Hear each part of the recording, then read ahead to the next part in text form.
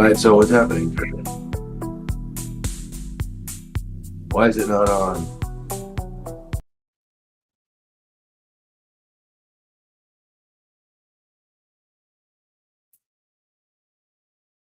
Why is it not on?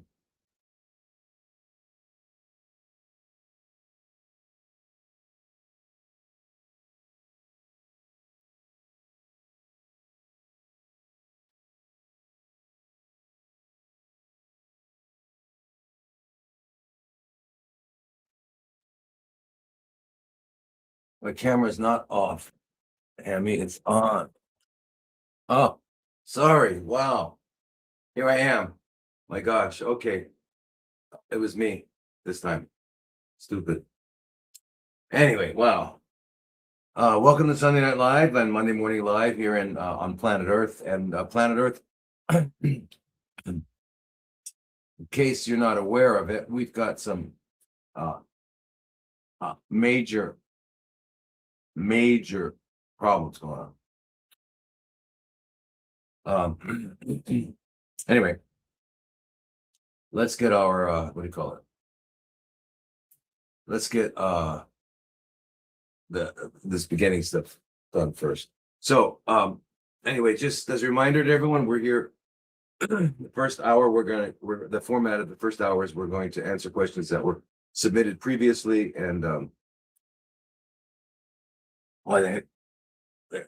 okay, that were submitted previously, and then the second hour we'll take questions that come up here spontaneously. So and we're on all the social media channels from so Instagram, Facebook, YouTube, Rumble,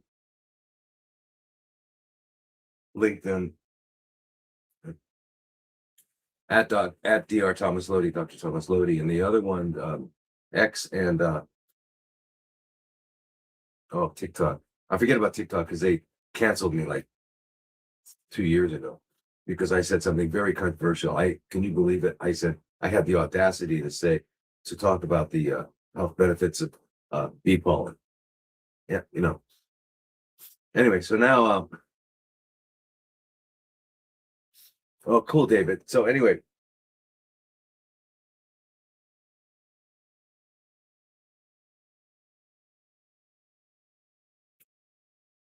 got so many questions here we're going to get to, but I want to let me finish this. So anyway, so that's what we're on. We also have our three groups, which are this CFC group. And for those of you who don't know CFCs, I've been getting comments that you don't know what CFCs are. You've got to be, that means you must be new.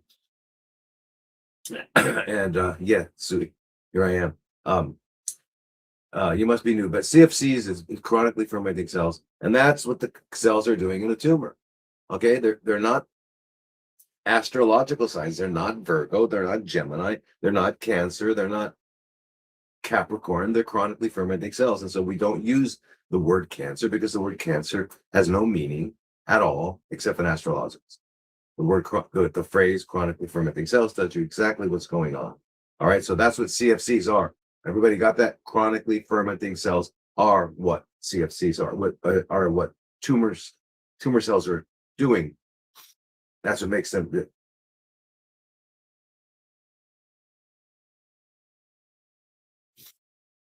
Yeah, but TikTok took me down for that. Can you imagine? Well, that and a couple of benign things like parasites, stuff like that. Meanwhile, they have weird shit up on TikTok that seems to be fine with them. So who gives a TikTok? Go TikTok yourself. Uh, now, what does it say here? Visit your. No, I can't see it. Oh, great, thank you, David. That's cool. Very cool. Now, but I want to mention something here in a few minutes because we have more people on that because it's very important for us to just we got to realize where we're at. Okay, where are we at? Where's humanity at right now? We've got to know that. All right. So anyway, So we've got three groups: CFC group, which meets twice a week, private, Zooms like this, where we answer all the questions. Then I can have a dialogue, and we can talk deeper about things. And it's much better than here because I don't know what you may mean about something, and I have to clarify. So it's really important. And you just go to drlodi.com and you can join up with the CFC group, parasite group, or the health and healing group. Okay. And the health and healing meets every other week on a Monday at 5 p.m. Arizona time, which is what we're doing right now. The parasite groups every Monday, and the other group, the CFC, is Mondays and Wednesdays. Okay. And then on Tuesdays, you have with Vanessa and Darren. And then soon we're going to have Tenson on to help us with he's a Buddhist monk. He's going to help us with meditation and stuff like that. So it's going to be the groups are really well worth it. Okay. Okay. So your questions are fantastic, and I'm going to get to them after. We're going to answer our first questions now, and so now. By the way, on Wednesday, wait, no, I guess it's on June 3rd. I'm going to be on some show. I don't know what it is. Tammy, maybe you know what that is. That's the show I'm going to be on there. Fa is kind of arranging it, and they're going to ask me some questions. Anyway, we'll try to find out what that is and post it for everybody. But it's going to be good because I'm going to bring up some stuff that's important about our health and lack of it and all that. Fantastic. So, but anyway, so let's get started with our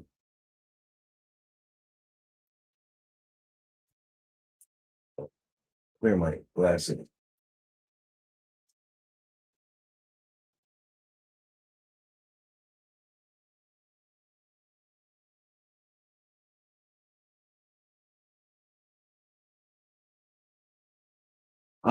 Okay. Wow, here we are. Yes, welcome. From all over. You guys are from all over. That's fantastic. All right. And then not a lot of people this week. So anyway, not a lot of people. Anyway, let's just go with the first question. So, and also please like, follow, share, and share this live, and subscribe to our channel so you'll receive notifications every time we go live or post new content. Okay. Now,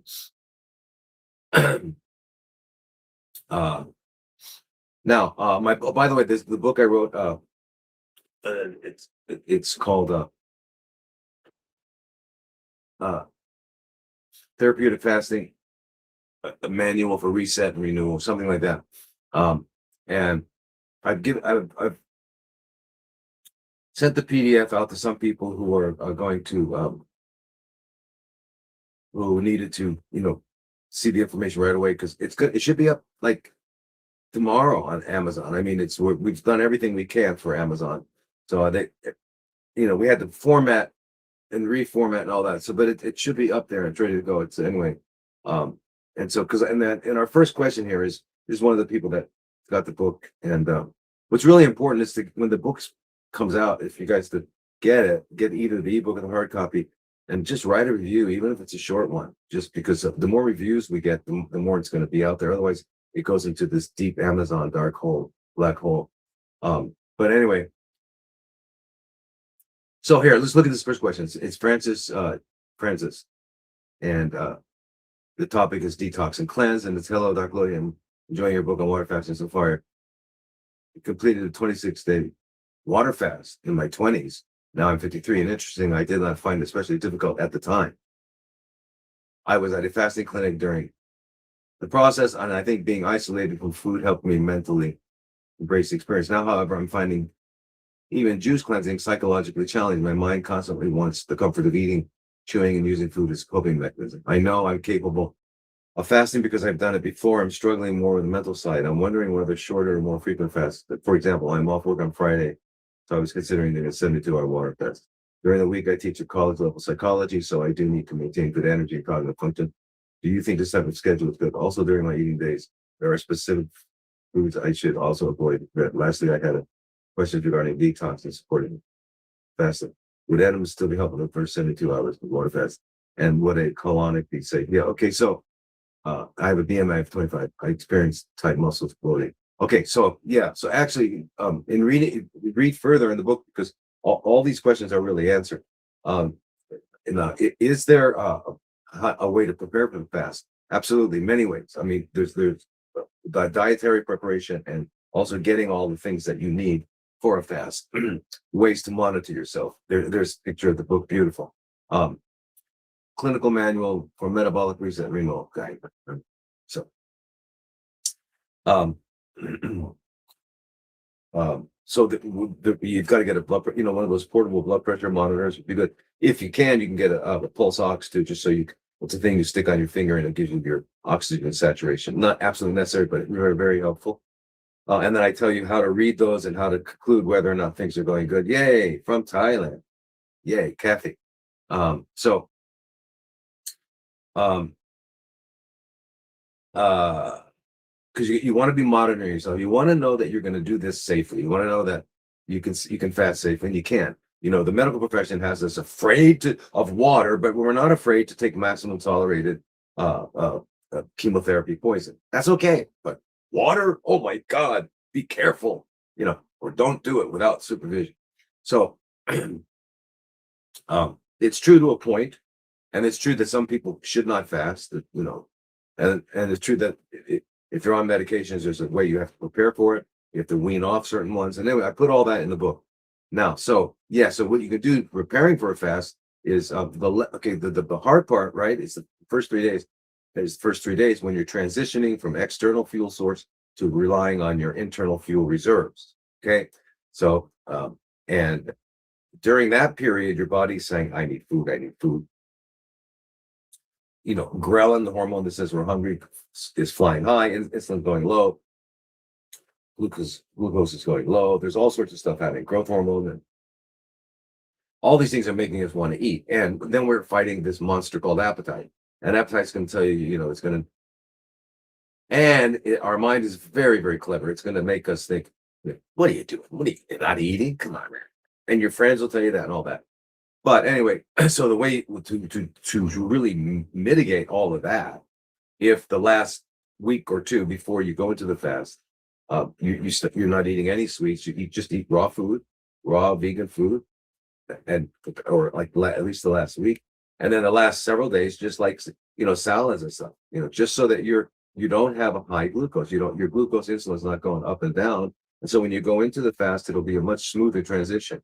But I give you examples in there. I tell you how to do that. So that's it. Our enemas and colon is good. Absolutely. The first few days, you want to clean out because remember really the fasting physiology begins really around day 4. So so if you can be cleaned out by then, and after that, you don't need to do anything. You just need just the first few days. But and I go through that in detail. So yeah, that's very important. So to prepare for it, can you do shorter fasts? Yeah.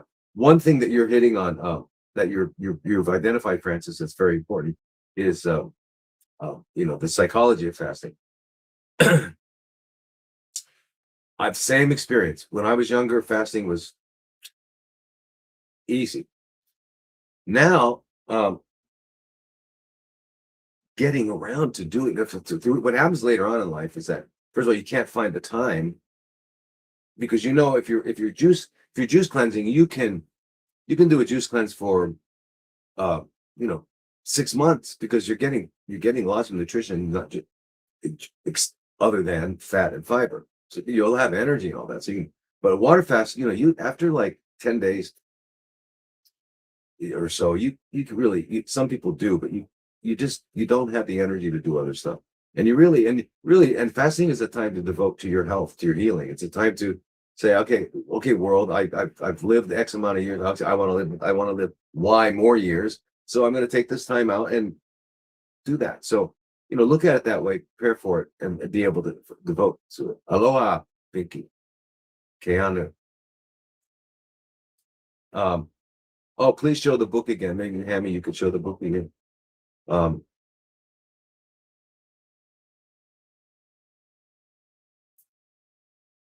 So I also, I mean, I tell you what kind of clothes to wear, how to set up your house.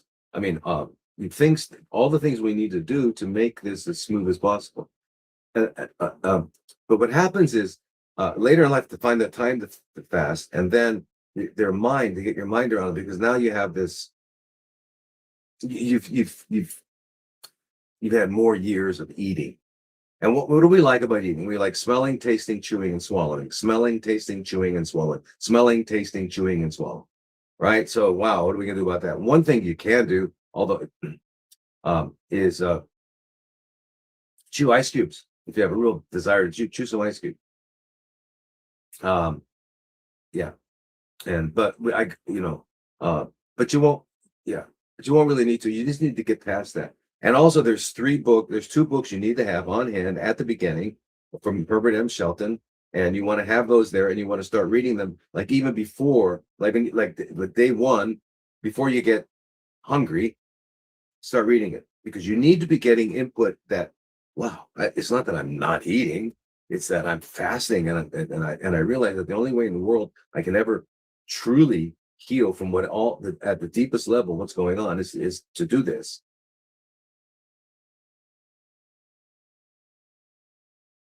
Oh, it's now available on Amazon.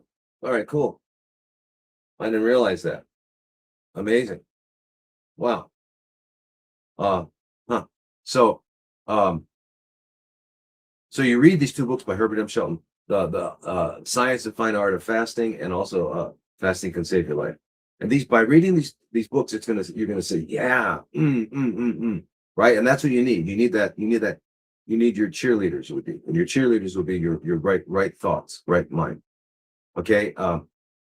Now, so you stop the sweets, you stop everything, and you get just into salads the last few days, and or even longer. The longer you can do that, and your preparation might be a month, depending on your condition, or it might be even less. It really depends on your condition. But the book will definitely help you, and then there's charts you can do. You'll be able to fill out to keep track of what you're doing, and then the refeeding is the very important. Now, if you're going to do a if they wait, you're saying not to eat any meat before you fast a week before. I eat rotisserie chicken daily with a vegetable once a day. I drink black coffee.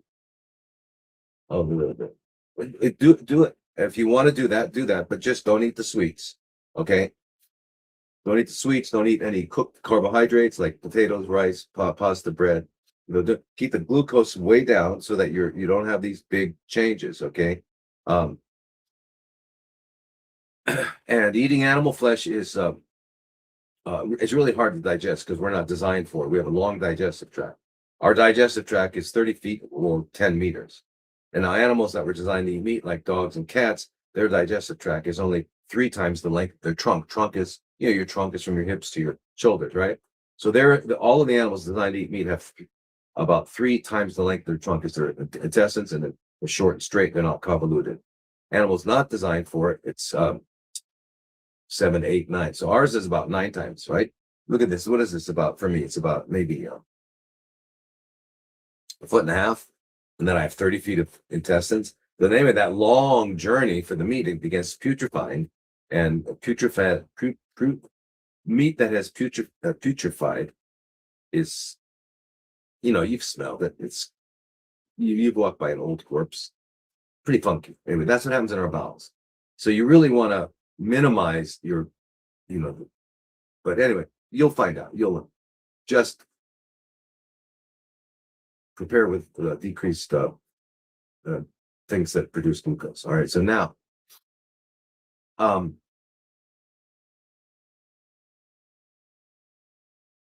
now, and the other thing you might do, Francis, is you might do a prolonged juice cleanse first, because then you can still work, just to get you into the flow of getting thinner and feeling. And what we've got to learn to do is appreciate and like the feeling of being empty. Do you know? I don't know if you've all experienced this, but let's say you're hungry. You think you're hungry, right? You're empty, and I gotta eat. I gotta eat. So you eat. Now you're full, and if you think about them, the emptiness is much better feeling than full. Oh, it really doesn't feel good. You know? Um, now, so yeah, enemas and stuff like that. So, but doing, but Francis also doing 2 day, 3 day fast. The irony of a 3 day fast is you do the three day fast, which is the hardest part. Day 4 becomes easy, and then you can eat again. So that's the irony of it, But the other one is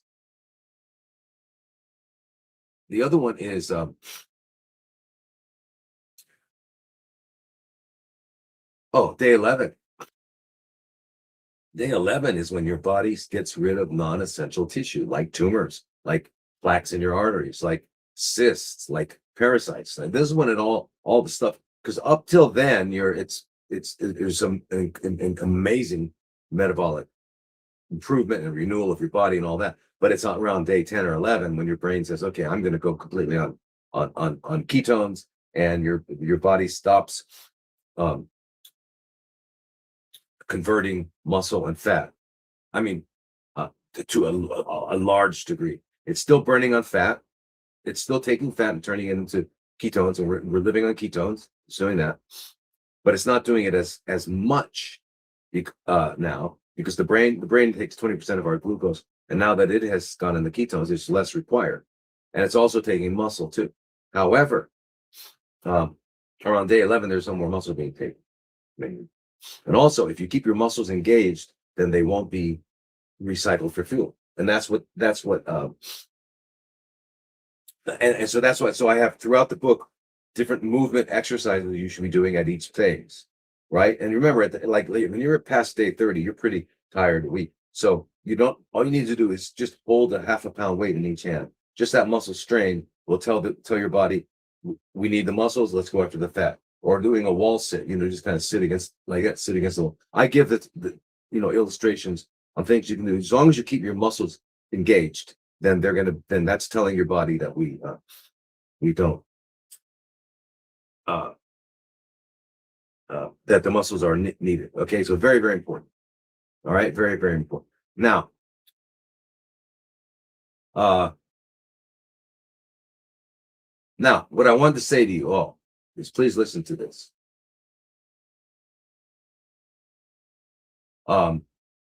There is okay, I'm going to talk about AI for a second, and I want you to understand.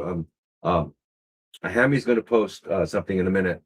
Uh, First of all, it's something that a video I did about a couple years ago, right January of 25, because I saw what happened in 2024. In 2024, there was 4 periods of what you would call in a war a deployment of AI, and AI was deployed on 4 separate occasions, which I go over in this video.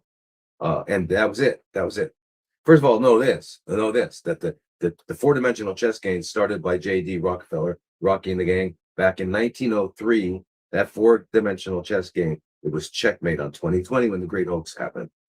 Okay, they had set it up perfectly. Checkmate. I said checkmate. Okay. So if you know chess, you understand that's pretty. So now no. So everything is AI. So everything is AI. So I have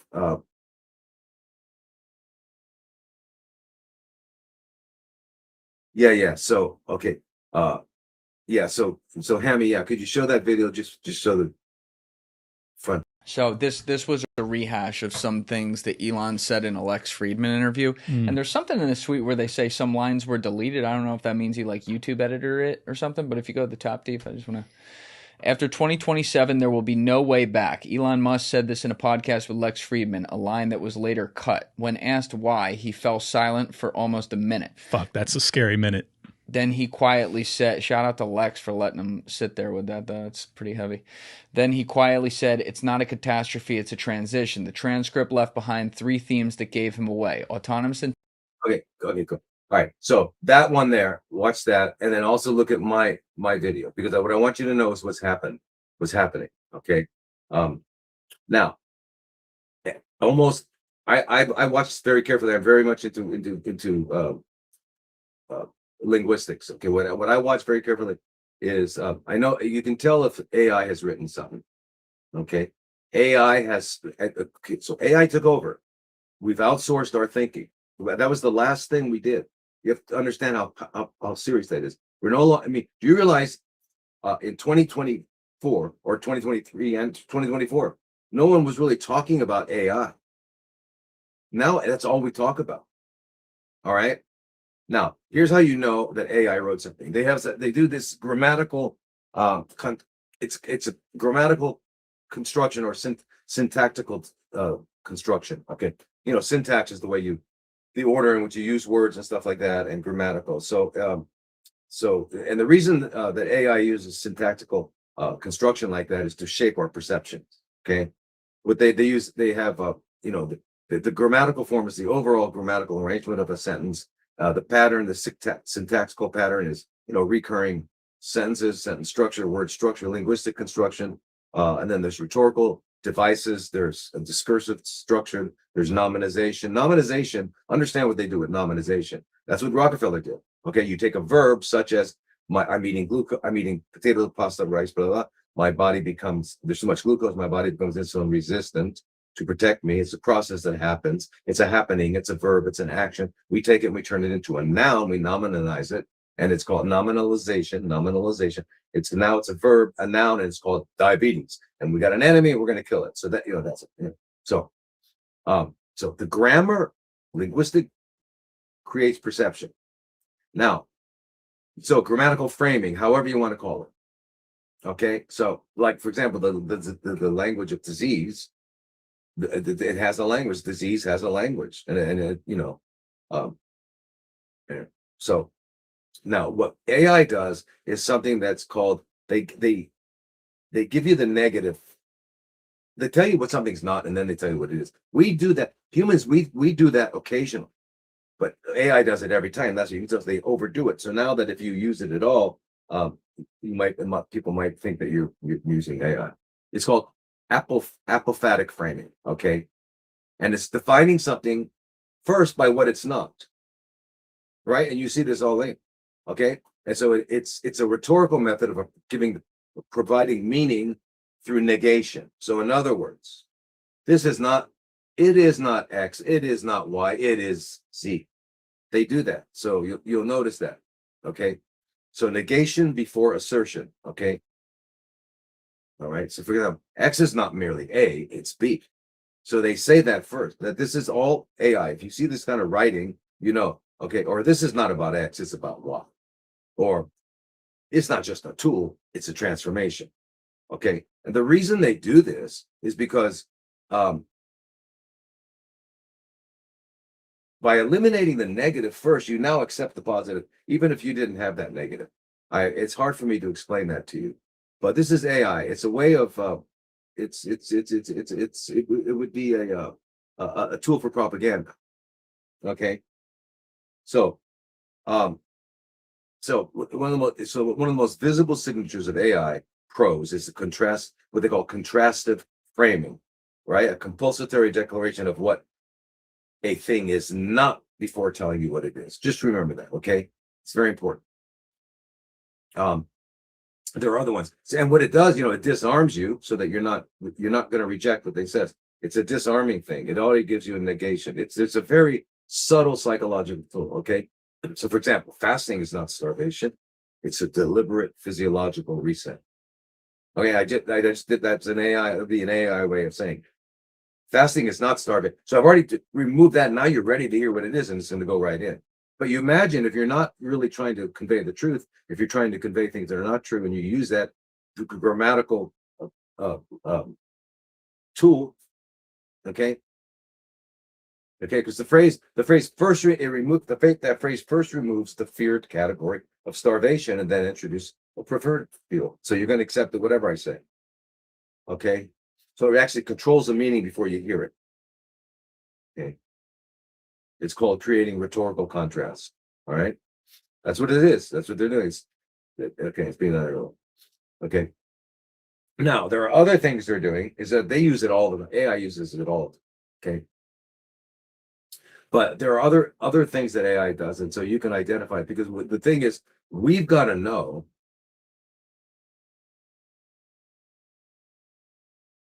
is this really you doesn't seem your style to have a book floating? What? Rosemore, what do you mean talking about there? Is this really you? Doesn't seem your style to have a book floating. Rose, I'm not sure what you mean, but we'll put the book up because people said, could you put the book up again? I don't know. Anyway, Rose, that's me. I'm me. Still me. Yeah. Anyway.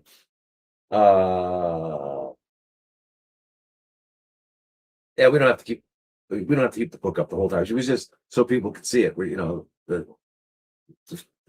If everybody saw it, fine, then we can take it down. It doesn't matter. Okay. So what I'm trying to say is that we've got to learn to understand when AI does other things, but the main one that you'll see always, and think about all the posts you're reading. Almost everybody's now using AI to write their stuff out, to write what they're going to say. Almost everybody. That's what I want you to understand. So when you see, it's not merely this, it's that when there's a negation and then a positive, an assertion. Negation followed by assertion is one of the main rhetorical signatures of AI. Why do we need to know that? Because by 2027, it's over. Okay, so watch those two things. Watch that video. She's going to post them. Watch the one I did on AI, the deployment in 2024, and by 2027. And the robots like at Haneda Airport now in Japan, which is they have Narita and Haneda now. There's no more people. Most of the people have been replaced by robots. Anyway, this is important, you guys. It's important. We are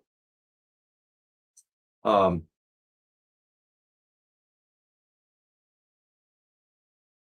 final thing was our mind. AI has not come to help us. It has come to bury our minds. This is not hyperbole. I'm not exaggerating. I'm telling you the truth. Remember, when I'm telling you these things, I'm not telling you these things to make money. I'm not going to make money from this. I'm not going to get anything. I'm telling you this.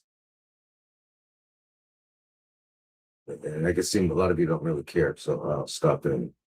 All right. Anyway.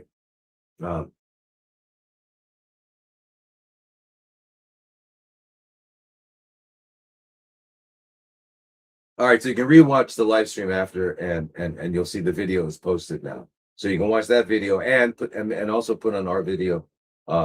It's called The Undeclared Wars. It was the video I made. Okay. All right, you have to understand. Okay, so all right. Please, take this seriously. If you don't like to,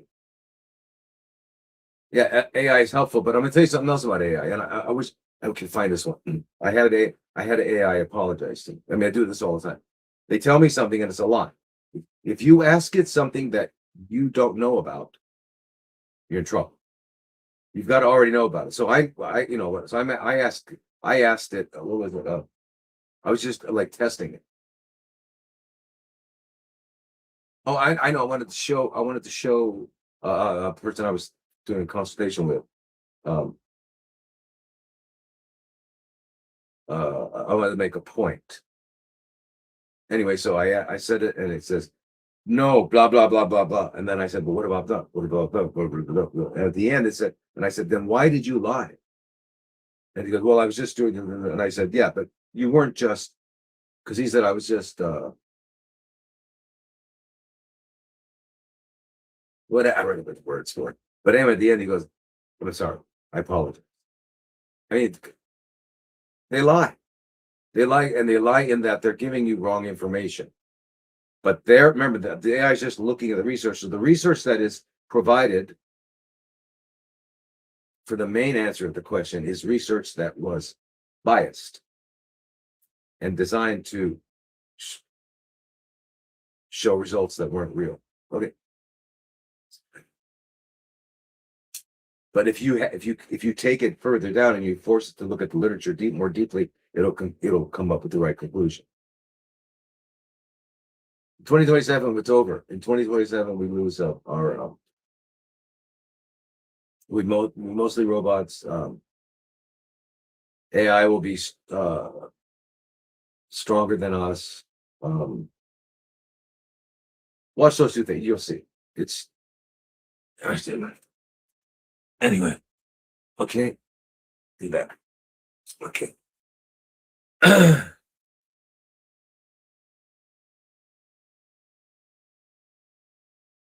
What was the video?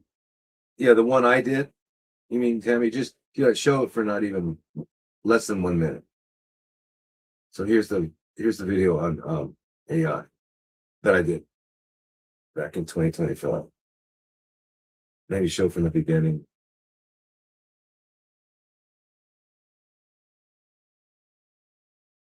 Yeah, because it was clear about 2024 in the West. As you remember, it got the 4 major events where AI was released, and now it's Chat GTP. I mean, chat is everywhere.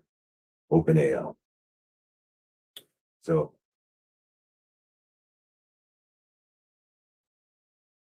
all right, Nick, good. I'm glad you're enjoying, you're appreciating. So you got that, honey?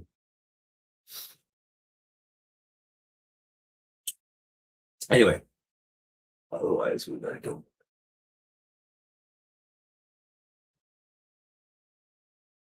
Less than a minute, man.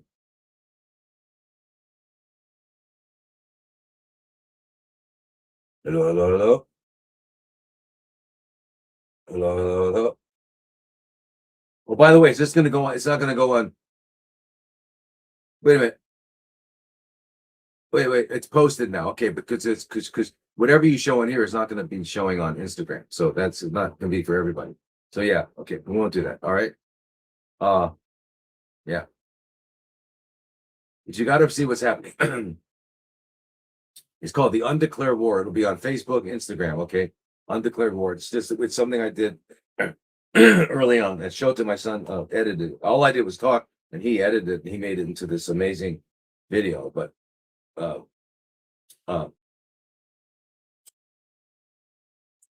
was it. So we're now outsourcing our mind. We're doing this all for convenience, right? We think it's convenience. Remember, convenience is when you're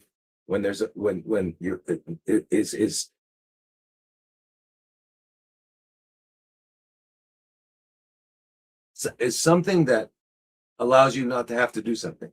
Okay, so I don't want to walk up the stairs to take the elevator. So I lost the opportunity of being healthy by walking up the stairs. You take this further, you don't have to. Pretty soon we're going to wind up sitting in a chair. We're just pressing buttons. We'll have bowel movements. That's the ultimate convenience, right? And the chair exercises for us. How convenient do we want to be?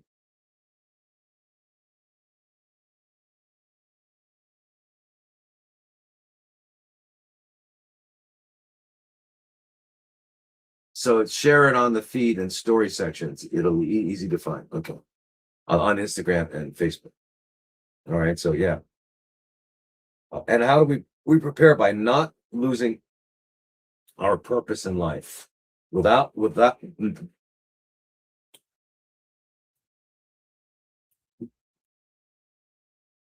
we AI. Okay, as long as we are still, don't outsource your mind. Stop. Use AI if it's helpful to organize what you've already written. Organize, put it in an order that you tell it. You say you got to be the one. You've got to say, look, it's just going to do the manual work for you. You're going to say, look, I want this. Here's what I did. I want this concept first, and then I want to have these. And then it'll just do it real quickly. But don't have it think for you, because if you allow it to think for you, remember, when you don't use something, it atrophies, right? You don't use your muscles, they atrophy, they shrink. If you don't use it, you lose it. And that's your mind. You've got to understand, don't let it make decisions.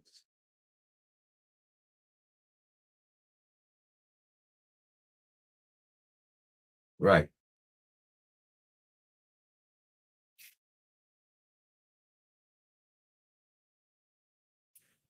The inconvenience of convenience is that we lose. We forsake being alive. The ultimate convenience is to be dead, right? You don't have to. I mean, it's ridiculous. It's an absurdity. You don't want convenience. You wanna. You wanna. You got. You know. You want to walk. You want to pick it up. You want to carry it. You want to move. Listen. If you don't think you like to move, if you think it's bothersome to move, imagine that you're just a torso. Imagine you have no arms and legs. Okay, and your friends, to give you some fun, roll you around. Is that fun? If you had no arms and legs, if you were just a torso, you would pay any amount to empty the trash, to walk to the store.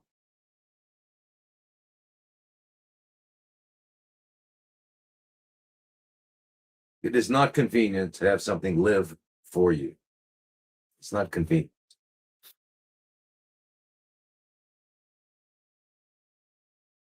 All right, let's get back to question. Sorry for that. Anyway, Francis. Yeah, so good. Greg, head and neck. Or head and neck CFC. How do you stop CFCs in its tracks from expanding further in the throat and mouth? Swallowing and breathing and comfort is what is at stake here. Back of my tongue is sore. I have completed 1 week of juice. So far. All right, yeah. So Greg, you're on the right track. Now I don't know how far advanced this is and how quickly it's moving, but the all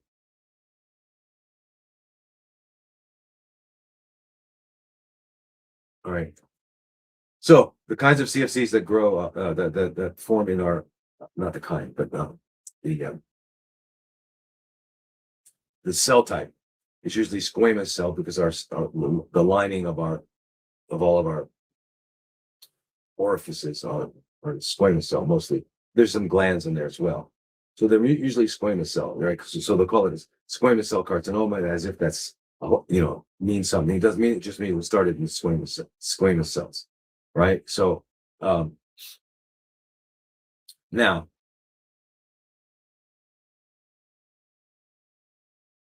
this is one instance where so remember, integrative oncology means you're going to do whatever works, whether it's conventional or not.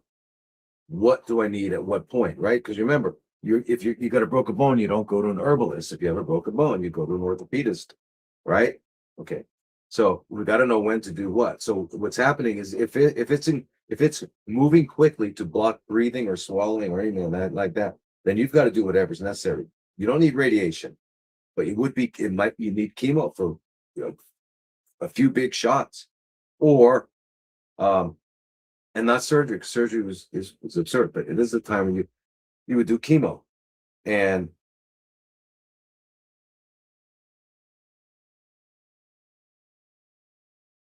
so yeah, I'm being told here, when you find this video here, please share on the feed and story section. Easy to find. Okay, I'm not sure what that means, but yes. So this is one situation where now if you all remember, we have talked about in the past metronomic chemotherapy. Metronomic is where it's very low doses, and the irony is that it's almost like a homeopathic way of using chemotherapy. So metronomic is very low dose over like shorter sequence, consistent, right? Like maybe every day or every other day. So for example, one might be cyclophosphamide. You could take in a pill form, just 50 milligrams a day. That would be that would be a form of metronomic, but you would do it with also something else like a taxane or something like that. And here's the importance of this is the metronomic targets the endothelial cell, which means the cells that line blood vessels. So it blocks new blood vessel growth. And by blocking new blood vessel growth, you block tumor growth because the tumor can't grow 1 millimeter without a new blood vessel. Let's call it. And then, and the second thing it does is that this low dose actually stimulates the immune system and modifies the tumor microenvironment. It's very strange because high dose does the opposite, wipes out the immune system.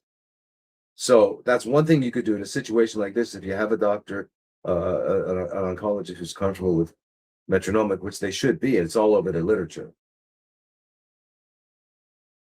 And if you don't, if it's actually encroaching and you're not going to be able to breathe or anything like that, then go for like 2 or 3 doses of high dose. Just because you can't let that happen. And then you can, and remember, you can stop when you want. They might say, well, we're going to do this, 14 times or whatever. And you could say, okay, but that you can stop when you want to, so once you've, like, you can feel that and you can see that you're no longer like at risk of not breathing and swallowing. You say, I'm done, doc, So in other words, you're the boss. Remember, you're the boss. Remember, the boss is the one who's paying the bills. You're paying them. All right. So, and meanwhile, you're still doing all the healthy things. All right, the cleanse. You want to start, antiparasitics, right? All the other things that we do, and I hope you've joined Greg. You got to join the CFC group, drlodi.com. Join the CFC group because we've got to help you through this. We can meet twice a week, right? And we've got a lot of people on there that are brilliant. So I'll be able to interact with you twice a week. So please do that. Join Greg right away. But as I'm saying, and I need to talk to you. Good evening from Arizona. Yay. Shannon.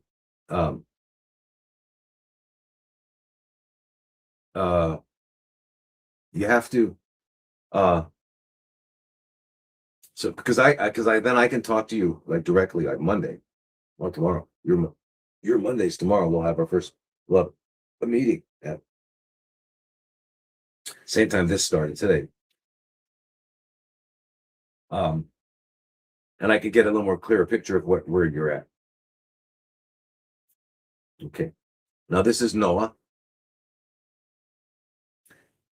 The topic's leaky gut. How do you fix the leaky gut in children? And also, why do adults have high pulse rates, which causes high blood pressure?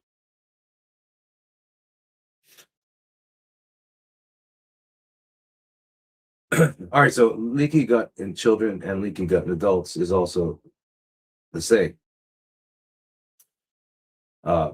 Leaky gut is leaky gut. And what it means is that the tight junctions, see, the cells that line the gut are connected very tightly with they're called tight junctions. And they break because they can either be through toxins can like dissolve them sort of, or this like overeating, volume or frequency can just stretch them out. So when that happens, things are leaking into the blood without being processed, and that causes problems. So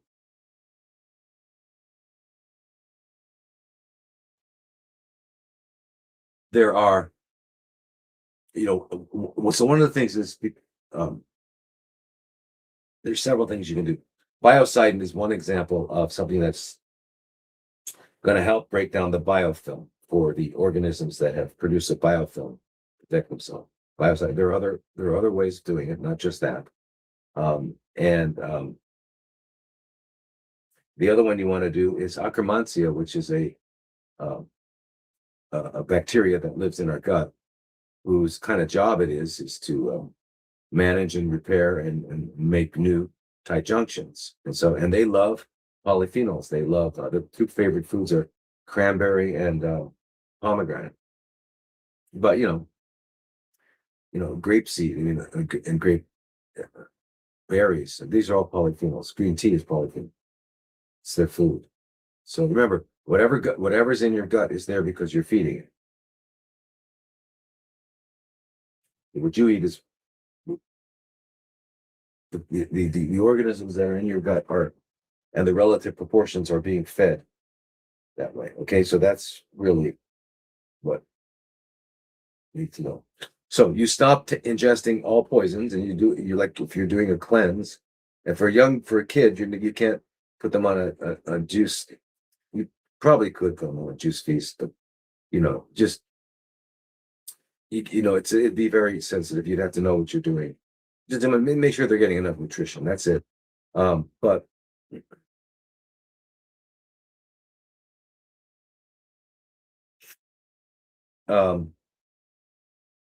so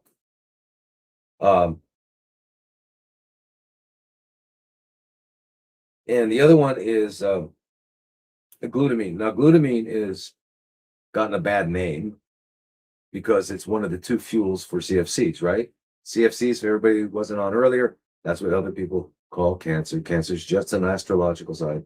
These are actually chronically fermenting cells. Okay, so CFC. So the two fuels for CFCs are glucose and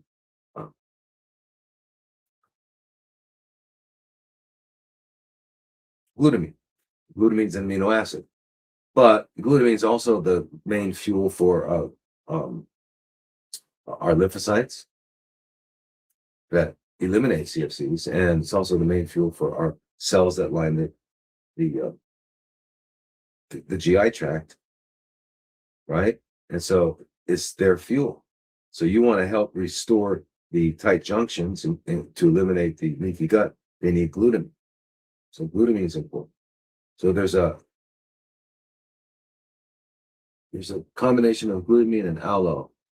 I think it's by Cellcore. It's called. Anyway, but glutamine, Akkermansia, doing a cleanse, eating the right foods, using something to eliminate biofilm, and by eating and restoring health, you need to take you take some probiotics, right? It's a good like a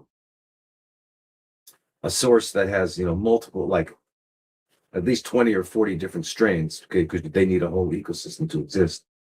But what you eat will determine whether or not they stay or not. So if you're not eating a diet that they like, they won't survive. So it turns out that the diet that will allow the healthy gut microbiome is uncooked plants. That's it. So even if we don't like to know that, it's just the way it is. All right. All right. So.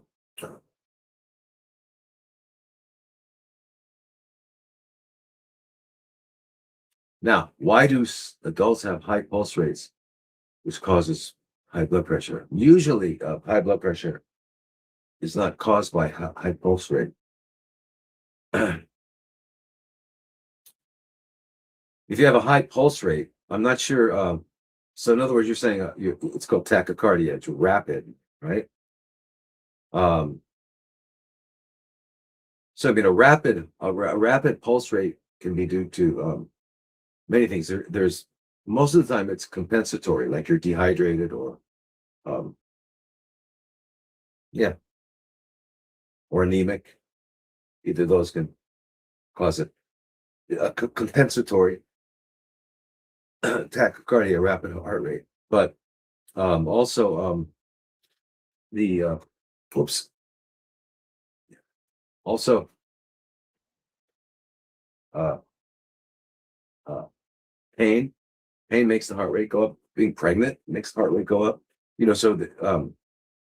But now if your heart rate, and then if your heart rate's over 100, it's called tachycardia. And the question is it is it like a normal beat, regular beat, or is it an irregular beat? Because those are two different things. If it's what they call an arrhythmia, so the rhythm is off, like a regular beat, boom, boom, boom, boom, boom, boom. That's fast. Boom, boom, boom, boom, boom, boom, boom, boom. It's a normal beat. but it's going boom, boom, boom, boom, boom, boom, boom, boom, boom, boom. That's over 100, but it's still a regular beat. That's usually compensatory. Like I said, it's compensating for something else, like low volume. But if it's an irregular beat, like brr, bum, bum, brr, well, that's a whole different story. Okay, so that's an arrhythmia. So anyway, I don't know what your situation is. That's why joining the groups are better, because I can find out what you're really talking about. All right. So excuse me. So Noah, join the health and healing group. Okay, the health and healing group is it's the least expensive. It's only 25 a month, I think. And we'll meet every other Monday, and you'll also have access to all the webinars and stuff. So or join the parasite, and we can meet every week. So, but join, so because I need to really talk to you about what's going on. I'm not sure what's happening. Okay. The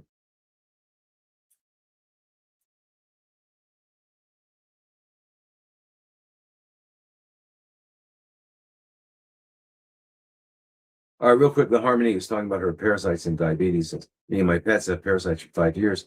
I'm pretty sure it's strongyloides. My cat suddenly got really skinny. I took her to the vet, and they said she's diabetic. I did some research, and I think because of the chronic parasite overload, it's harder to get her pregnant. All right, first of all, I got to change her diet. She's diabetic. Okay, so I just, if they have, you can get like raw, just uncooked, uncooked meat for cats, right? Just make sure they're clean, or you can even cook it if you want, but giving them just meat and no carbs is going to help them for the diabetes, right? For sure. A strong aloides is quite devastating, so I'm not sure that you can only get that in certain parts of the world. So I'm not sure where you've been, but it crawls in through your ankles and nasty stuff. But there's a parasite cleanse. As long as liver enzymes are okay, you can do the ivermectin, fenbendazole, and niclosamide, and then some sort of uh, what do you call it? Anti-protozoa like nitazoxanide or tinidazole, but do the 3 anti-helminthics, anti-worms, and you do and it's available. The protocol that I suggest for people with healthy livers. And then if it's not, there's a little problem, if your liver, if you got a little bit of a what do you call it? A little bit of a elevation of your enzymes, then you just need to modify the dosage or frequency. So join the parasite group so I can talk to you directly and find out, what would be a good protocol for you. But yeah, get started on those right away. And I'd like to know why you think it's strong aloides, but so yeah, go to doclodi.com, join the parasite group. Be great, Harmony. Yeah, now so Margot, Hashimoto's thyroiditis, do I have suggestions how to? Yes, absolutely. Again, you got it. Join the health and healing group. But basically, what you do is Hashimoto's means that you don't have enough iodine. None of us have enough iodine. As a result, your immune system has tried to correct it, and so the antibodies are high, and you have a low thyroid function. So what do you need? You need iodine, and during the iodine, you still need that healthy thyroid function. So you would still take a T3 T4 combination, right? And you can get Thyrovance online, Thyronvanz. You can get that online. It's don't need a doctor, and you can get the Lugol's pills, 25 milligrams a day. And so while you're filling up your deficit of iodine, you'll also be taking Thyrovance, and you'll be able to know how much to take by doing your basal body temperatures. We go over this lots almost every week. Armpit temperature in the morning before you get out of bed, 5 days in a row. If the average is less than 97.8, then you are low thyroid. So you will be. And if you have Hashimoto's, they're probably just putting you on levothyroxine, which is T4. You need a T4 and a T3. So that's why I recommend the Thyrovance, and then the Lugol's for iodine. And then you can measure. You can say, well, I'm low, so I'll take 75 milligrams of Thyrovance, and then you wait about 10 days taking it, and you see, and you like do another 3 days to check your um, body temperatures. If you're still low, you might add a second one in the afternoon before eating, half hour before eating. Do that for about 10 days, and you can kind of titrate your way up to having a healthy, having your blood, your body temperature 97.8. And so whatever amount you're taking, and you continue to take the iodine. Eventually, you'll have taken enough iodine, you won't need any, and your body will be able to make enough thyroid. And then later, the antibodies come down. Remember, they're not the cause; they're just part of the process of trying to balance. All right, very important. All right, so now let's go over and answer some questions that are popping up here.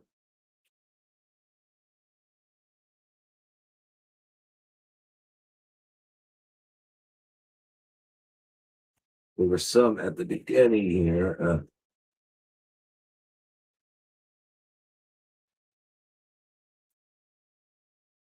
Uh,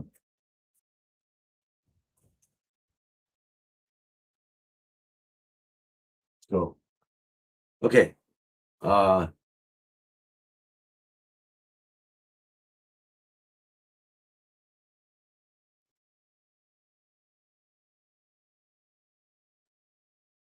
this is Lucy, big ups. And now I know why you were saying to go to a biological dentist over and over, because my mouth is screwed and well, lots of other things. But yeah, I know why you were saying that. Good.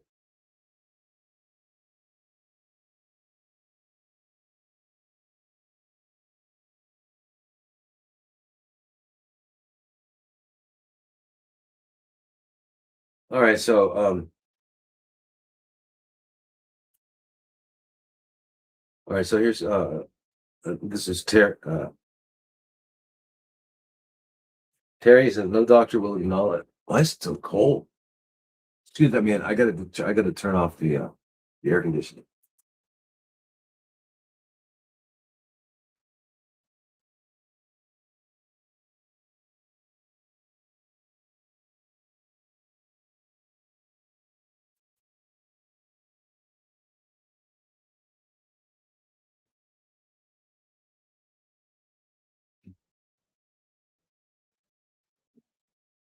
Oh, that's better.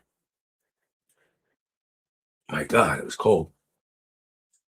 Ah, not cold outside. Just I had some time. Anyway, so no doctor will acknowledge. This is Terry. Will acknowledge my infections. I also have the oral that has nearly taken all of my teeth. I had um I only had a few left at this point. 3 years ago, they were perfect and full. The parasite comes through my gums, ruining my teeth. Large worms enter my mouth when chewing. I spit them out by the handfuls. Well, Terry, um, you got to join the parasite group. I got to really understand it, because what you're saying here sounds pretty intense. I'm not downing it. I just need to understand it. Um, and if your teeth are gone, that's a big problem, because you've got to get dentures, because you've got to be able to have a bite, because that bite is so important for our entire nervous system, our spine, and all that, and for blood flow up into our brain. So we've got to restore that, but you've got to first have a biological dentist go in there and get rid of anything. So you need a biological dentist, a real one. And I don't know where you live, but if you can get over to California, to Glendale, and see Dr. Emma Abramayan, she's the best. And um, sounds like your situation is quite serious. I would just, go to her. Um, so um, but I'm really not sure what could be happening in your mouth because, we don't usually have worms. We have worms inside. For outside, we've got usually larvae and things from insects. So although although there are worms that might migrate all over the place. So, but really, I have to see if you're spitting. This is pretty crazy. So you got to join the group because we got to get into this, Terry. It's too intense to just imagine. I can't just sit here and imagine what you're going through. So you got to drloney.com, join it so we can get through this. It's pretty intense, and I'm sure you're just would be devastating to have this going on. All right, so you're saying I vomit up within 14 minutes after eating or drinking anything. All right, so yeah, Terry, this is intense. You got to join the group because I don't know. There's a lot of reasons to vomit from after eating that do not involve things in the mouth. That it involves what's going on in your gut too. So there's so many possibilities. I can't answer this. We've got to talk.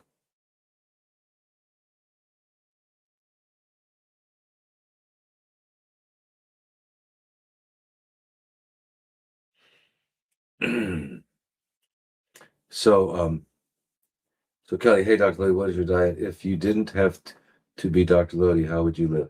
I would live it the way I suggest. And my diet um,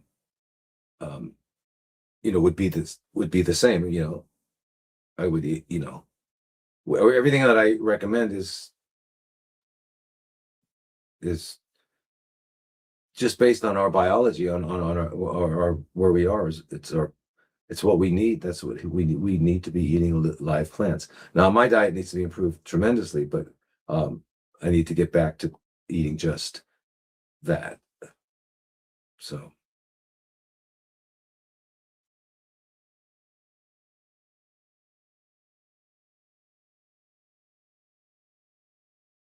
so Terry, we can't. You got to. I see your messages.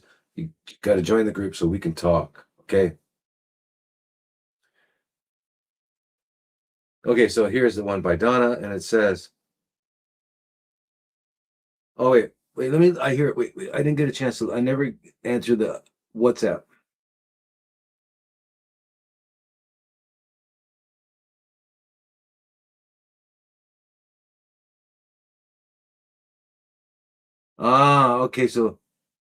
Okay. So here you're. This is Lizzie, and you're in the parasite group, I guess, and you're having a hard time because of the time difference. I got it. So I have a Saturday group that I guess you don't know about. And this is for Europeans and for you as well, for Australia, for Japan. But it's 4 p.m. Thailand time on Saturdays, which is what 6 p.m. for Japan on Saturdays. So every Saturday, 6 p.m. Go. Hammy, where would she find the link for that on Saturdays? Anyway, if you go into the I don't know. I don't know how to maneuver our website. I mean, I don't ever look at it. So, but go in there and find out how many um, or what the link is for Saturdays. So it's 4 p.m. Thailand time, 6 p.m. That'll be 6 p.m. Japan time, right? And then for Europe, it's like 9 a.m. and 10 a.m. I mean, the UK and Europe.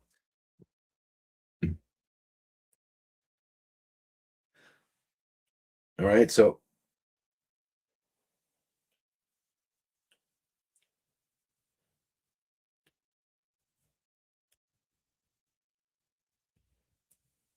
because I want to talk to you about what you're going through. That's great. So please, I'll see you Saturday, okay? You tried to join last Saturday, but it never connected you. Oh, okay. Well, I don't know what's, you know what? Go on the line. Go to hello@drlodi.com or Cole at drlodi.com. Cole is the IT guy. COLE at drlodi.com. See if you can find a way to help. Or even at hammy at drlodi.com. You know, just so one of them will be able to tell you how to get on, because we were there and I wish you had been.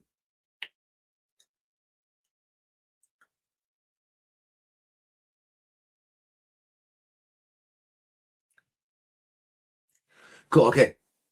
All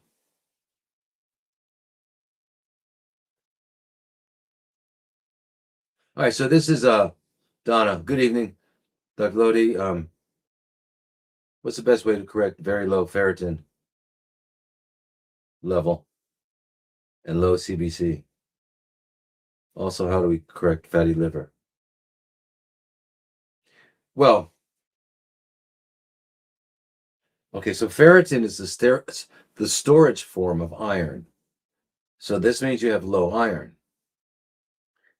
And, you know, low iron also can result in, you know, iron deficiency anemia.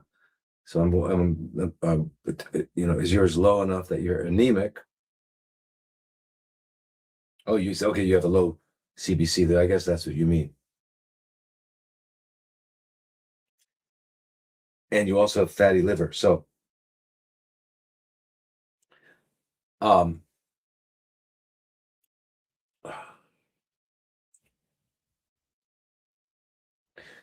if you've got low iron, you're either bleeding or not getting enough in your diet. There's only, you're either losing it or not making enough, or a combination of both. So I don't know if you have any kind of bleeding at all. I don't know if you had chemotherapy, because that will suppress the bone marrow so that you won't be able to make it. So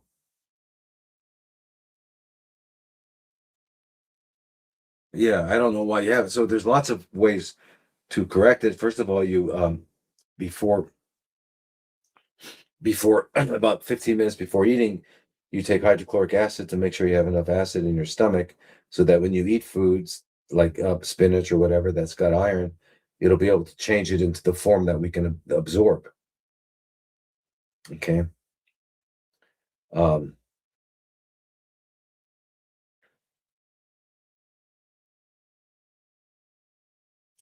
you know, that's probably the main thing you do nutritionally, and make sure you're eating, you know, lots of foods that are you know, full of iron, which is almost anything green.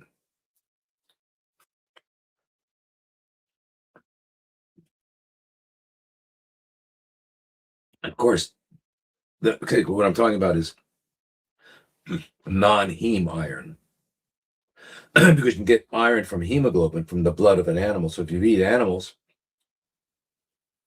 you'll get their blood, which is what red meat is. It's bloody meat. It's bloody muscle. And that blood has iron in it, and you'll get it. And that goes through a different pathway of absorbing. But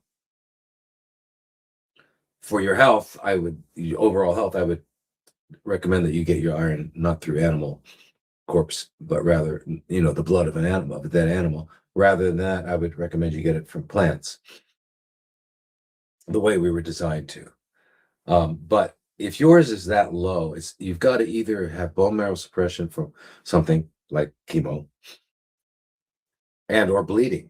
And so we need to talk, don't it, Donna? Because I can't, you know, because I get your question, how do you correct this? And I can only correct it if I understand what's going on, but I don't.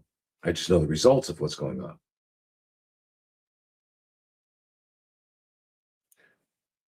All right, here. So can you comment on what causes out of the blue sore throat last 2 days? Burns, hurts to swallow. How to relieve it? Thank you. Well, usually a sore throat that hurts to swallow usually means because if you still have tonsils, they're swollen, and you know, they're swollen and tender. So when you swallow, it hurts. Or just the tissues around it, called the pharynx, um, are swollen if you don't have tonsils. But all that swollen is just, and it's swollen because it's the body's cleansing and healing. Now, if your tonsils are enlarged and you've got white spots on them, then that looks like a colonization by strep organisms, strep bacteria. So what you can do is get some peroxide, like 6% food grade peroxide, and put it on. Get a long Q-tip and just paint the tonsils. It's you got big fat tonsils with white dots on them, and that will help eliminate the colonization. But immediately you've got you've got inflammation of your throat. So immediately just stop eating and drink. Just drink fresh juices. Right? Do it if you can do a colonic or two, cleanse, and rest. And rest. Your body needs. You're if you're going to be fine. You just need to, get through this and get very warm. Don't take anything to low. If you've got a fever, don't lower it. Allow it, because fevers are the way the immune system recruits itself. And so very important. And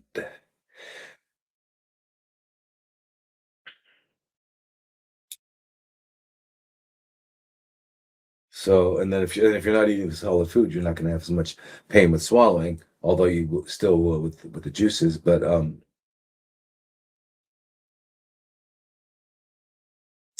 you can actually get there's something called viscous lidocaine from a pharmacy, which just lidocaine is a numbing agent, and they've made it instead of liquid, they've made it thicker, and you can paint that on in your throat, and it'll relieve the pain with swallowing. But really, you want it to just go away. So by stopping eating, just drinking, resting, sleeping, staying well hydrated, um, it'll be gone very quickly. Now, I hope you're taking vitamin C, and if you're not, get liposomal sodium ascorbate. Take 2 grams 4 times a day. It's just a liquid. Make sure you're getting the minerals you need, including zinc, so you can get something called complete mineral complex. Yeah, by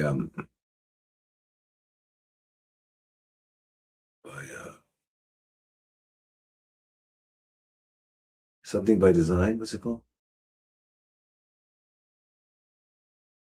Complete mineral complex is from Designs for Health, I think. But it's you can just take 2 or 3 of those capsules twice a day just to get enough zinc and selenium and all that, because you need all that with the vitamin C. That's great. And if you take a lot of vitamin D, like 40, 50,000 units a day, and you know, and vitamin A, a ton of that, and the vitamin E, and you'll get better quickly.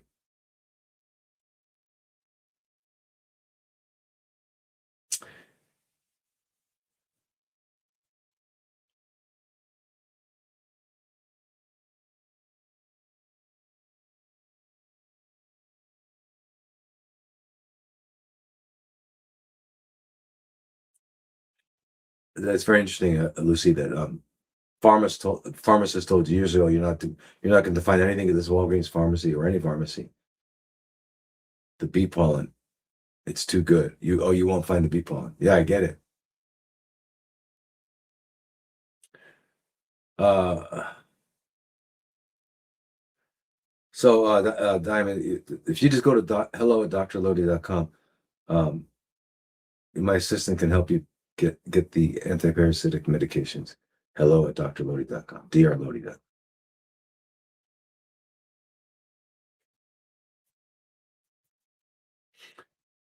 So, question by Mike is there any way you can get impacted stool out of the body naturally? Well, of course, enemas are the most obvious way of doing it. I mean, natural. I mean, it's yeah. But an enema, definitely an enema. And you might need to soften it up. You can take there are different herbal products. The one is called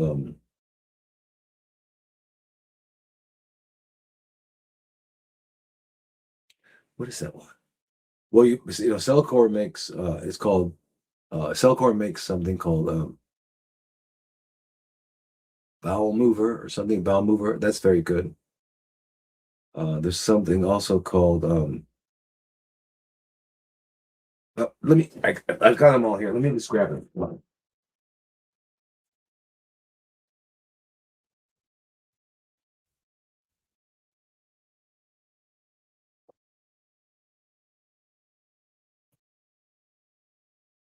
So this is a great combination for bowels. This here, everyone can see. Whoop. The book.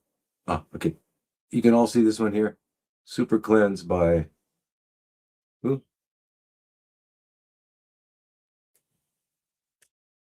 Super Cleanse by.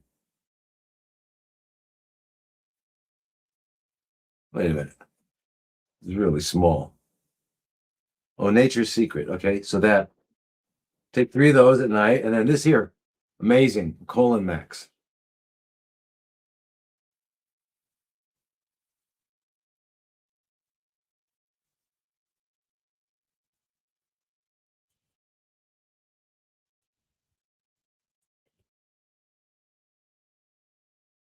By Advanced Naturals. Colon max. This really amazing. And then here's the one by Cellcore called Bowel Mover. So if you took 3, 3, and 3,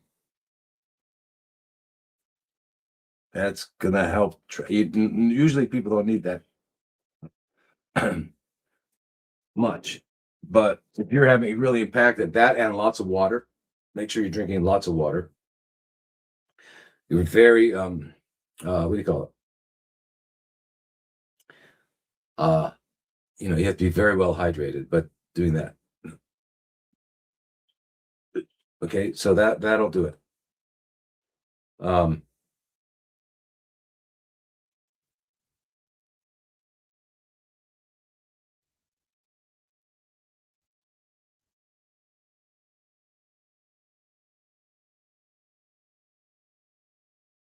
all right, so here, this is at Divergent Prepper. I'm running on fumes. I know something is wrong. Spike protein is high, no gallbladder, surgical menopause. I need a game plan. Yeah, well, yes. And please join at least the health and healing group. We meet every other week, but we gotta, yeah. Your spike protein is high. So there's other things we gotta look at too. I don't what besides that, I need to know other blood test results. You know, and your hormones and balance. Yeah, a lot we got to do. So a game plan. Please join the health and healing group. First of all, we've got to do a cleanse. We have to see how what your current nutritional status is. And you said you're running on fumes, so I'm not. That means doesn't sound like sounds like you don't have a lot of energy. So there's lots of things I need to understand to be able to really help you. And it sounds like you need some guidance here. So you got to join so that I can understand, so I can really help you.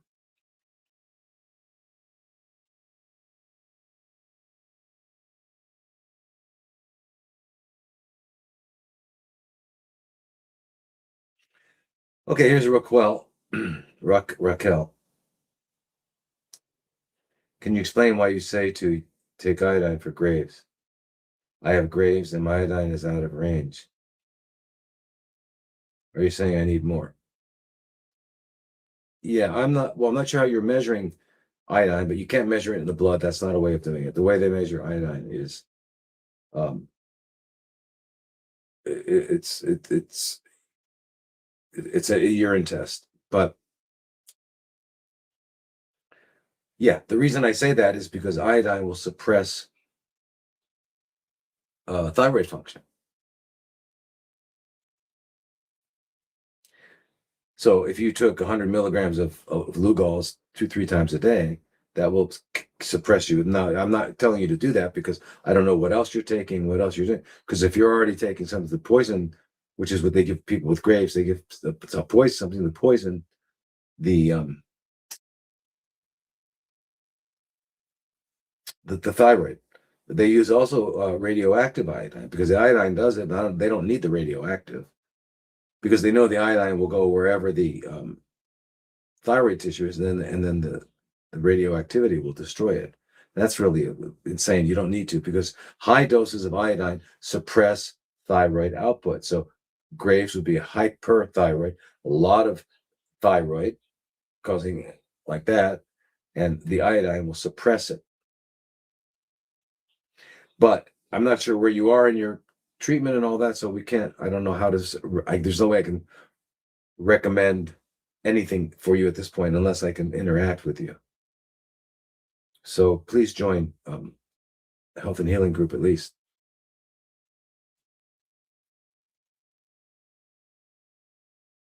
From Maui. Hi, Susan. Pink. A lot of people from Hawaii. Good. I used to be from there.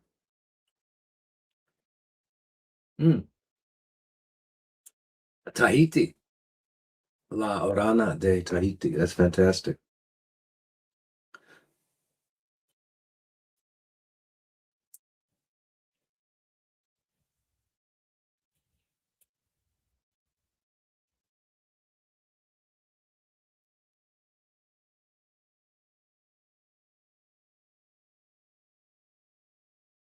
Um,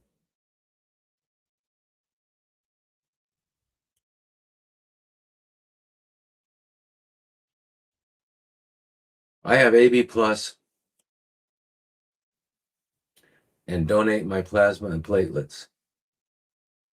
Should there be any concern for my long-term well-being? No. I mean, not on what you just said. No.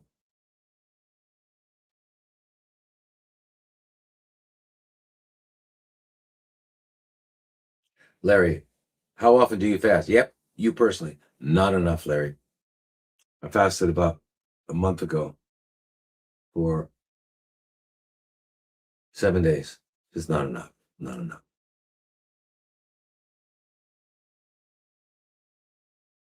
Well, there's Rose. It's not my style to have a book. Well, the book's down, Rose, so you know it's me, right? Now you can tell.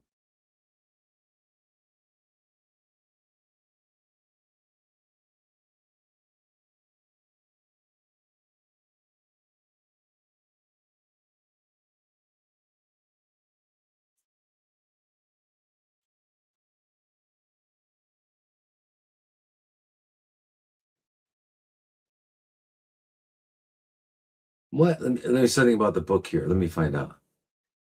Uh,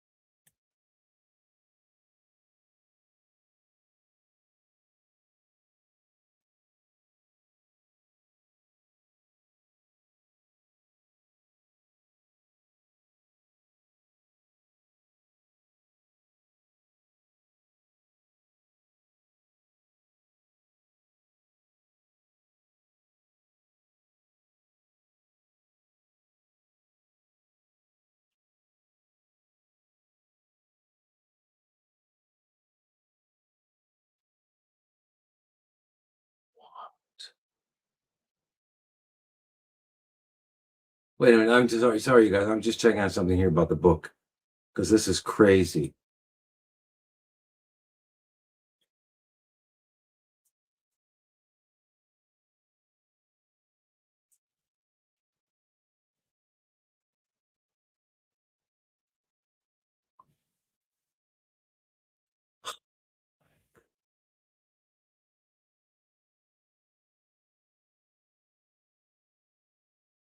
All right, so it looks like this.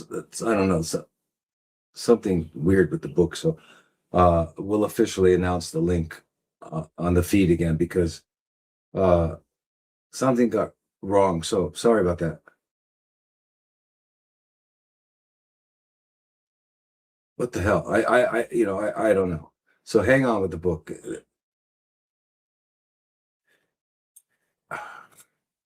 Incredible.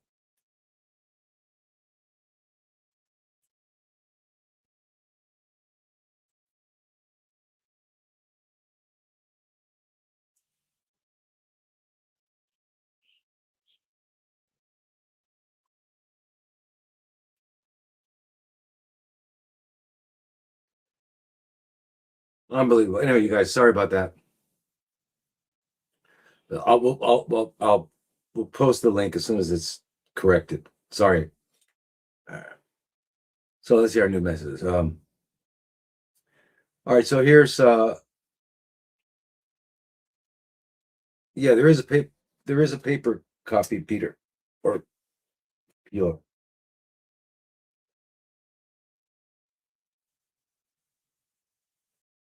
all right, so anyway,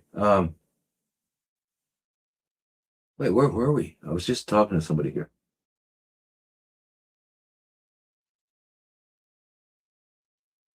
Wait, where were we? We just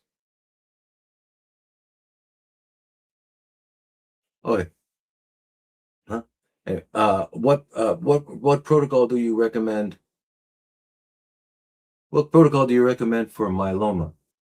Well, it's quite a it's a fairly long protocol. It's a lot involves a whole lot. So Karina, please join the CFC group. Go to drlodi.com and join the CFC group so we can lead you through this whole process. But one of the things that happens for multiple myeloma, as you know, is that these light chains can cause kidney damage and all sorts of stuff. And so sometimes one thing that's just to decrease the immediate threat to some of our functions, especially kidney, is to do plasmapheresis. And if you can find out, not in the hospital, but a doctor who's his clinic has a double filtration plasmapheresis machine. They can basically they it's almost like cleansing. They take out all the light chains, and you're just like amazing what happens. But there's a lot we got to work with detoxification. There's a lot to it. It's not there's not one thing. It's an entire process. So you got to join. You got to because it's just a lot. And we need to help you get started and follow you. So if you join the CFC group, we'll meet twice a week. Okay, so very important, very important. Okay, but the double filtration plasmapheresis is is fantastic. You just have to try to find a practitioner who has it in their office rather than a what do you call it? A going to a hospital because that's a nightmare.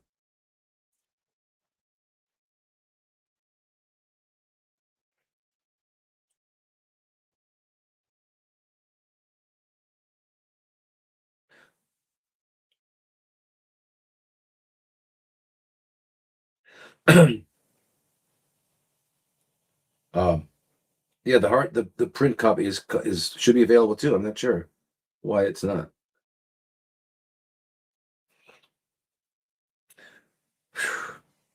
Uh, it should be. I don't know.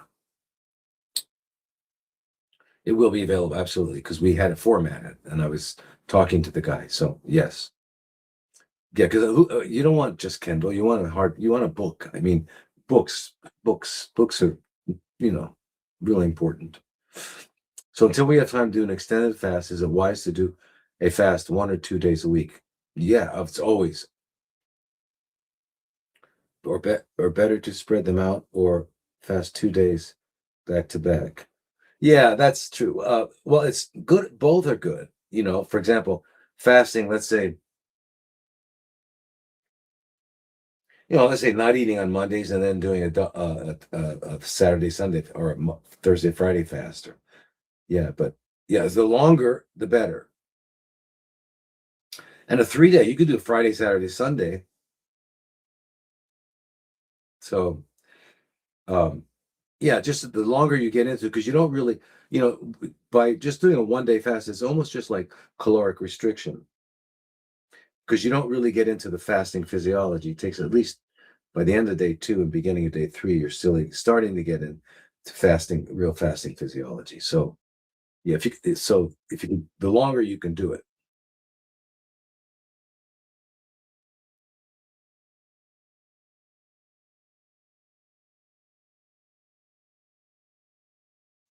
Ah, Shannon, Oasis of Healing. I know that place. Um,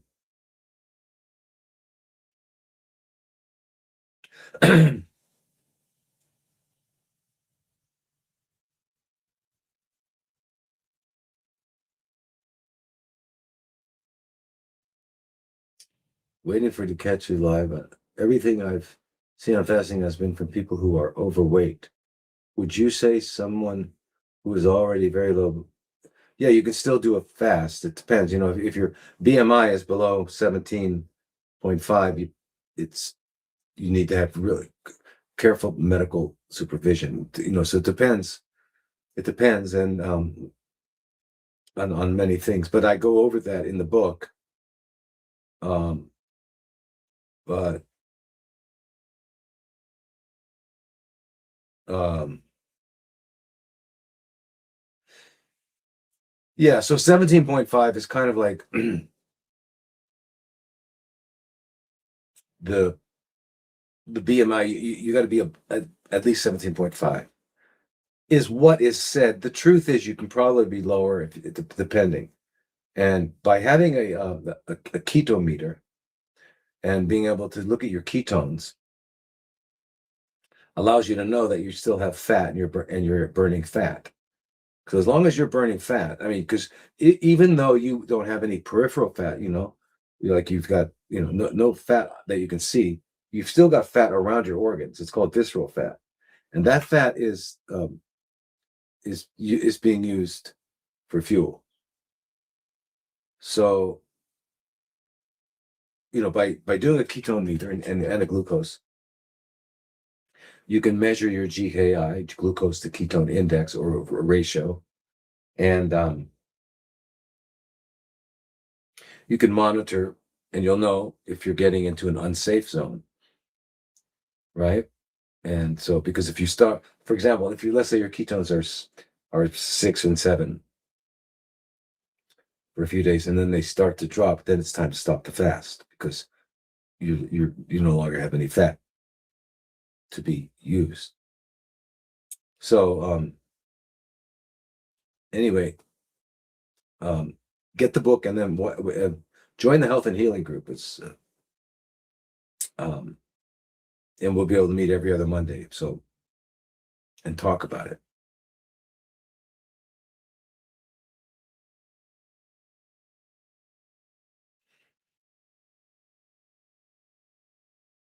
Oh, so here's a question.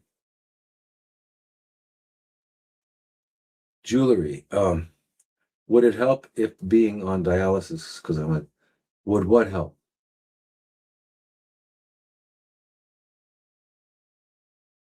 Try to see what you're referring to here.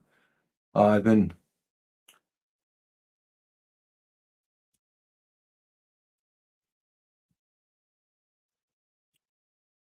What are you referring? Would what help being on dialysis?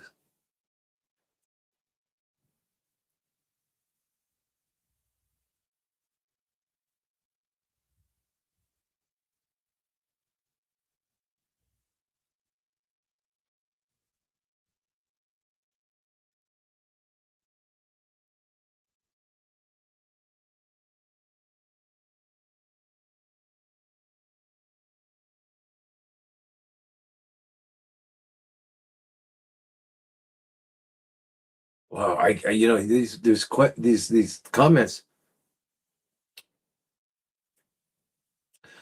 are not complete, and they refer to other things up there. So I'm not sure. I don't know how to answer these questions. I heard you talking something about the kidneys for someone.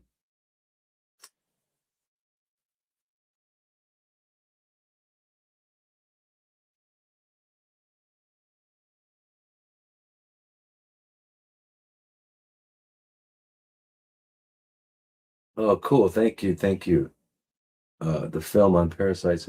Oh, yeah. Thank you. That was a webinar I made. Nessie Mills. Um,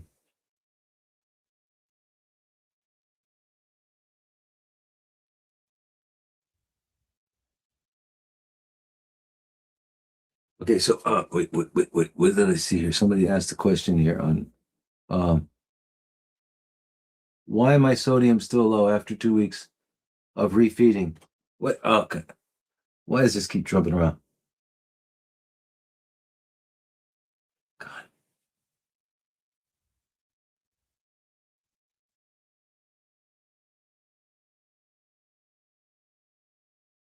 Yeah, so here I don't okay, Elise Olesi, I don't know what I don't I got to talk to you about your fast because I'm not sure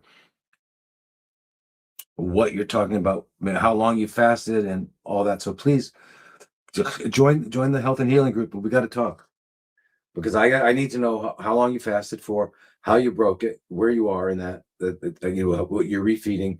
That's very important because it's otherwise it's not possible to answer your question until I have more information. So please join health and healing so we can discuss this. So refeeding syndrome is electrolyte shifts when you refeed too quickly and you too much volume. Um,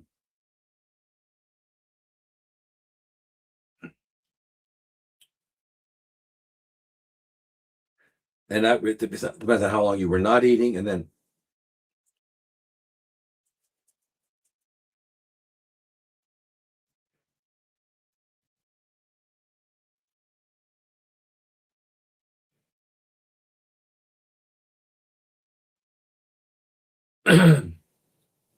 um, oh, you fasted for 9 days. Your meat refeeding was rapid. You can't do that. You can't do that. You didn't. I guess you didn't get a chance to read the book, but no, you can't do that because you cause rapid shifts in electrolytes, especially magnesium, potassium, and phosphate, which can be. And go back to just eat one melon a day. I mean, just eat melons. Don't eat anything else. Just eat melons.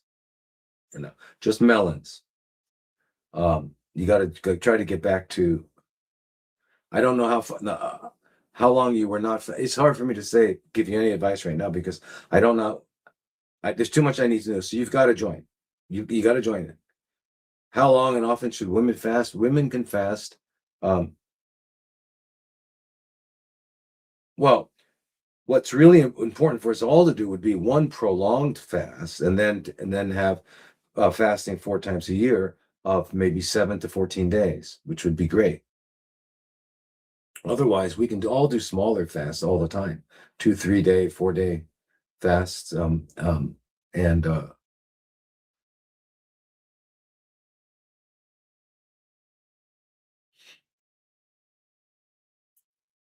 so, but for a woman, you have to understand that a fasting will modify your menstrual cycle. Okay, because and depending on how long you fast and the timing of it. So, um, if you're postmenopausal, then of course that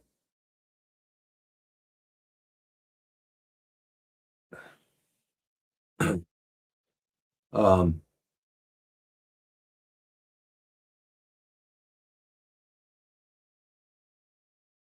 if you're postmenopausal, that won't matter. But if you're premenopausal, and you're still menstruating, then you got to realize that any any prolonged fasting, I mean, any is going to interfere because the woman's cycle. Remember, the first day of the period is considered day one, and then but you usually peak in your estrogen about day 12, and then if ovulation is successful, then the progesterone starts, and so no matter where you fast in the cycle.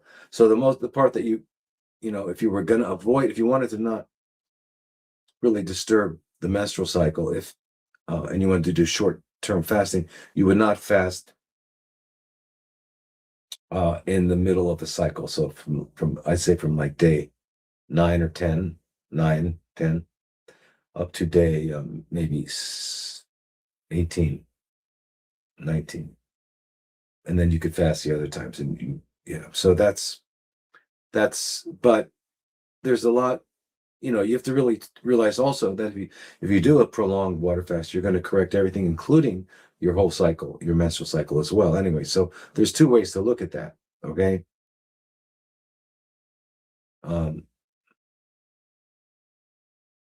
So really, it would depend on what's going on in your life, particularly, and then how we might be able to uh, help you.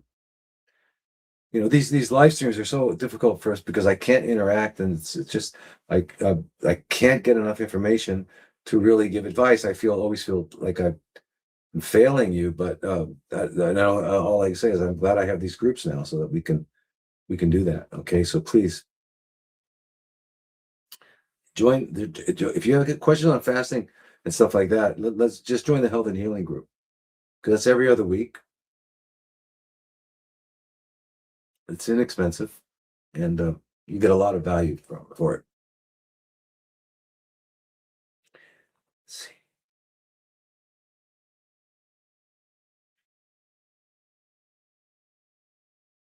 Oh, a prolonged fast once a week. I mean, once a year, it would be at least 30 days.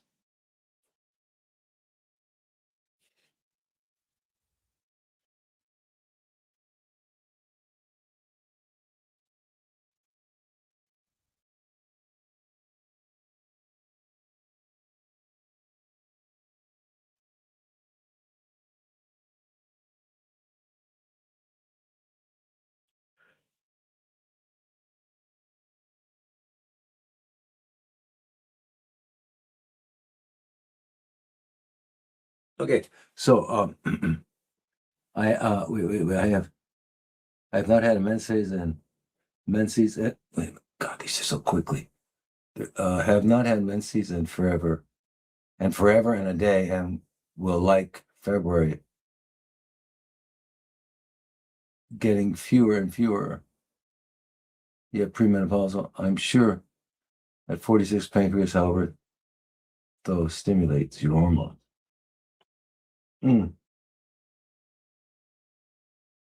Okay, I'm not sure what's going on there.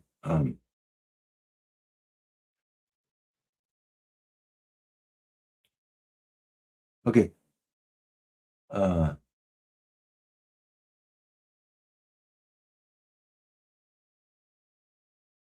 Good evening, doctor. I was diagnosed with high risk nevus on my retina. My right eye for 7 years. And it's stable for taking 37 milligrams twice a day and fenbendazole once a day. I go to Miami every 5 months to see if it has grown. Any suggestions? What else I can do to get rid of it? Dr. Murray says it won't go away, but it will. If I believe in Jesus' name, it will.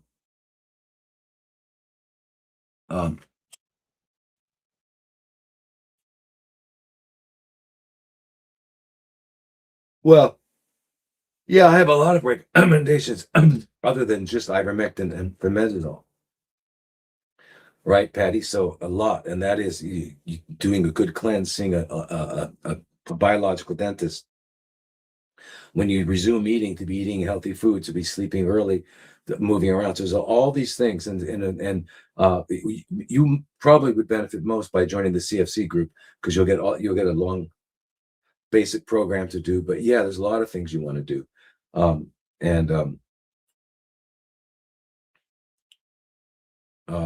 where are we?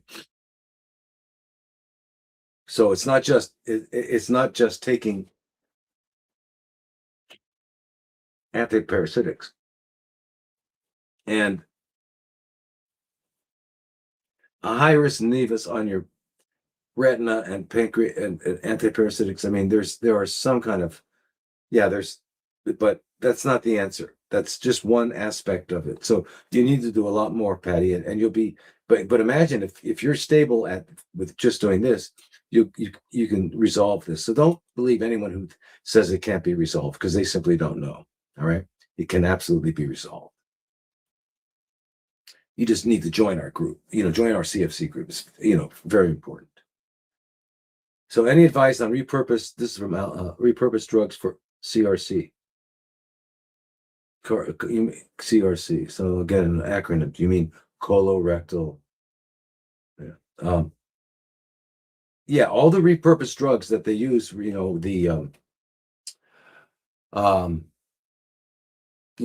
a couple of antiparasitics, or at least one, right? And then there's metformin, and they're all good. The only one I don't agree with at all is the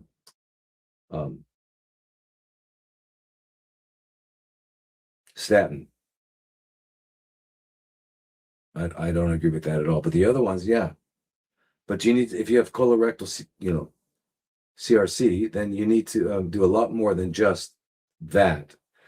Cleansing, everything. You could join the CFC group, Al. Very, very important. Very important, because it's not just, don't, and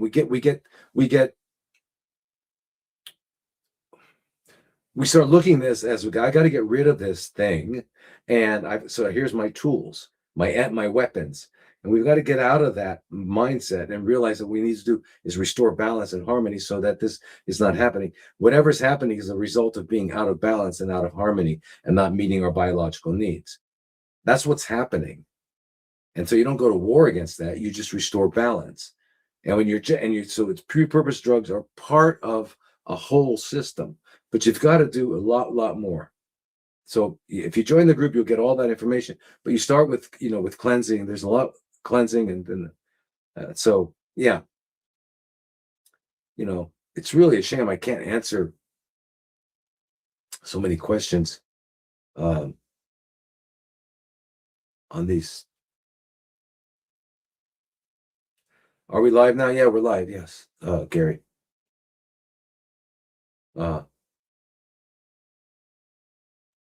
Suzanne, thank you. Patty, just go to drlodi.com and yeah, it's so hard to read. Okay, yeah, just go to drlodi.com and then you'll see the groups, the CFC group, the parasite group, and the health and healing group, and you can just join them right away. Okay. Anyway, so much to talk to you guys about, and I have to. It's 9 now, so what I wanted to tell you is that we'll post up later about what's going on with the book, okay? But within an hour, I'll have it up there on Facebook and Instagram, okay, posting what's going on, where to get the book and all that. So anyway, I apologize for that, and I'll see you all next week. Swadee Kap, namaste, and aloha.